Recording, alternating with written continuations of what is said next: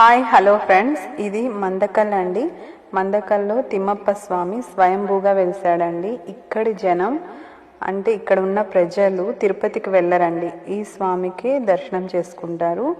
అంత పవర్ఫుల్ స్వామి. ఇంకొక విషయం అండి, మీకు ఈ గ్రామంలో ఫస్ట్ ఫ్లోర్ తప్ప సెకండ్ ఫ్లోర్ ఎవ్వరు కట్టరండి. ఎందుకంటే స్వామివారి గుడి గోపురం కన్నా హైట్గా ఎవరు ఇండ్లు నిర్మించుకోరు. అలా నిర్మించుకుంటే వాళ్ళ వంశం అభివృద్ధి చెందదు అని ఇక్కడ నమ్మకం. కాబట్టి అన్నీ మీకు గమనించుకుంటే ఫస్ట్ ఫ్లోర్ వరకే ఇండ్లు ఉంటాయి. పైన ఫ్లోర్ అన్నది ఎవ్వరు వెయ్యరు, అంటే నిర్మించుకోరు. స్వామి చాలా పవర్ఫుల్ అండి. ఇక్కడ డిసెంబర్ నెలలో జాతర జరుగుతుంది. అప్పుడు ఎక్కడి నుంచో చాలా దూర ప్రదేశాల నుంచి వచ్చి స్వామివారికి దాసంగాలు పెట్టుకుంటారు. చాలా పూజలు జరుగుతాయి. చాలామందికి ఈ స్వామి ఇంటి దేవుడు.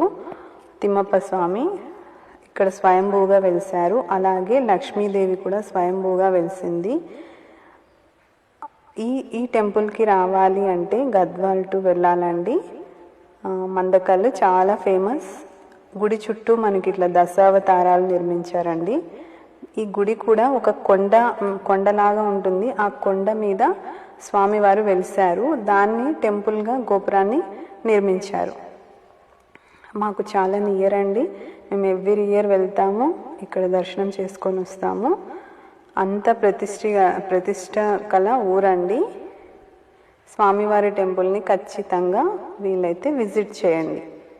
మీకు ఏమన్నా తీరని కోరికలు ఉంటే స్వామిని వేడుకోండి. అలాగే ఈ ఊరి జనం ఎప్పుడు తిరుపతికి వెళ్ళరండి. ఒకవేళ వాళ్ళు వెళ్ళాలి అనుకుంటే వాళ్ళ స్వయం ఖర్చులతోనే వెళ్ళరన్నమాట. ఇలా ఎవరైనా రిలేటివ్స్ ఫ్రెండ్స్ ఖర్చులు పెట్టి తీసుకెళ్తే వెళ్ళి స్వామివారిని దర్శించుకుంటారు. వాళ్ళు ఖర్చు పెట్టుకొని తిరుపతికి వెళ్ళరు.